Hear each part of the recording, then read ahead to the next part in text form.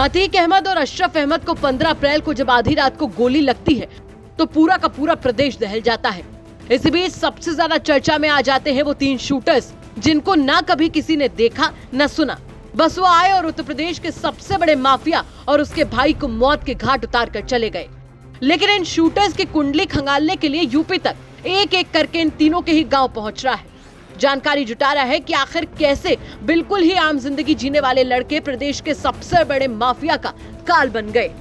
हत्या करने वाले तीनों शूटर्स में से एक का नाम अरुण था, जो कि कासगंज का रहने वाला है। लेकिन अचानक से वो कैसे इतना बड़ा शूटर बन गया? कैसे सबसे कम उम्र का शूटर शातिराना अंदाज में गोलियां चलाता है? कौन उसको गोलियां चलाने की ट्रेनिंग देता है? क्या मोबाइल रखता था अरुण मौर्य? इन सभी सवालों को लेकर यूपी तक की टीम ने ग्राउंड जीरो से अरुण मौर्य के जुर्म की दास्तान की पड़ताल की। अरुण मौर्य एक गरीब परिवार का रहने वाला है। वो सोरो कोतवाली क्षेत्र के अंतर्गत आने वाले गांव कादरवाड़ी का है। अरुण शूटर्स में सबसे छोटा शूटर है। उसने इतनी बड़ी घटना को कैसे अंजाम दिया, इसके पीछे क्या कुछ राज है, किसने स्क्रिप्ट तैयार की, ये अभी भी लोगों की समझ से परे है। इसी को लेकर यूपी तक ने गांव पहुंचकर पता किया तो पता चला कि 5 दिन से परिजन भी घर में ताला डालकर फरार मिले। पुलिस भी अरुण मौर्य के घर पर डेरा डाले हुए है। ग्रामीणों से जब बात करने की कोशिश की तो पता चला कि अरुण मौर्य गांव में कभी कभी आता था, लेकिन किसी को भी नहीं दिखता था। ना ही वो किसी से मिलता था और ना ही किसी से कोई मतलब रखता था।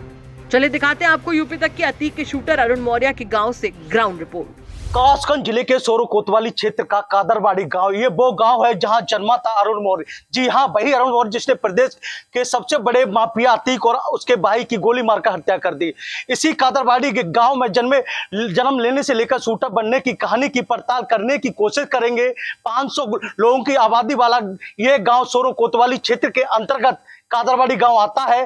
प्रदेश सरकार द्वारा मुफ्त में मिलने वाला राशन कार्ड भी था। वो उससे राशन कार्ड से उसका परिवार गुजारा करता था, लेकिन सादादा अंदाज में गोली चलाने की ट्रेनिंग उसे कहां से ली, आज भी एक बड़ा राज है। वह मोबाइल चलाता था या नहीं, लेकिन घटना के वक्त वह मोबाइल उसके पास था या नहीं, इसकी पड़ताल करने के लिए हम उसी के घर पर, यह वही घर है, देख सकते हैं जिस घर में अरुण मौर्य रहता था, उसका परिवार था। वह यहाँ यह भी बताया जाता है वह कभी कमा आया करता था। जो उसका राशन कार्ड है, राशन कार्ड के मुताबिक 1/1/2006 में उसका जन्म है और उस जन्म के बाद यह भी बताया जाता है वह परिवार के साथ उसके माता पिता, जो पिता हैं दीपक और एक बहन है और एक भाई है, वो पानीपत चले गए थे। उसके जो सातराना जो कर्म थे उनको लेकर उसके डर और भय की वजह से उसके माँ बाप दोबारा यही आ गए थे। वह अपने दादा के पास रहता था। यही वो रेडी है, हट्ठेला है। इसी हट्ठेला से वह पानी पूरी बेचकर अपने परिवार का गुजारा करते थे। देख सकते हैं यहाँ पे वह उसका घर है। इस घर में अभी भी जो ताला पड़ा हुआ है। आज उसके माता पिता पूरी तरह से गांव छोड़कर फरार है, पुलिस की हिरासत में नहीं। पुलिस लगातार उनकी तलाश कर रही है। यह उसका वो शौचालय है जिसमें उसका परिवार नहाया करता था। यह वो जो बोरियां पड़ी हैं इसमें अनाज है। देख सकते हैं किस गरीबी में वह रहता था उसका परिवार। और यहाँ भारी मात्रा में आज भी यहाँ तमाम ये गांव के लोग हैं।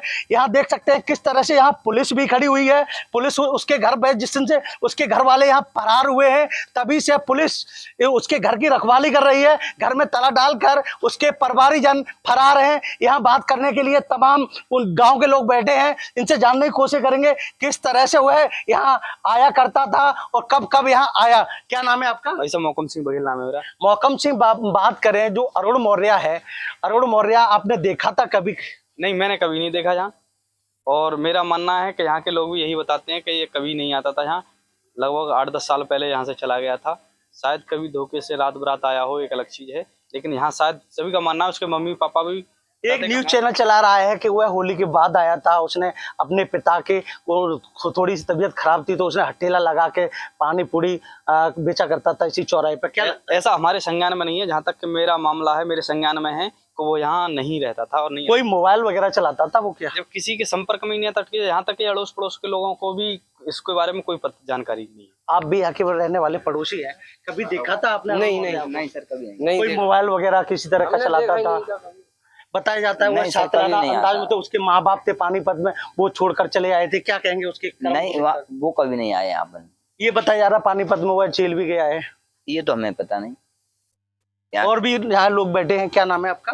राम बहादुर सिंह। राम बहादुर, कहाँ रहते हैं आप? जो आपका एक पड़ोसी था अरुण मौर्य, जिसका नाम आज सुर्खियों में आया, एक बड़ा शूटर बन गया, जुर्म की दुनिया में कैसे पहुंचा, कुछ जानकारी है आपकी? नहीं यार, हम तो देखा ही नहीं, यहाँ रहता नहीं था वो, यहाँ हमने देखा नहीं था। ये थे हमारे साथ वो लोग जो इनके पड़ोसी हैं अरुण मौर्य के।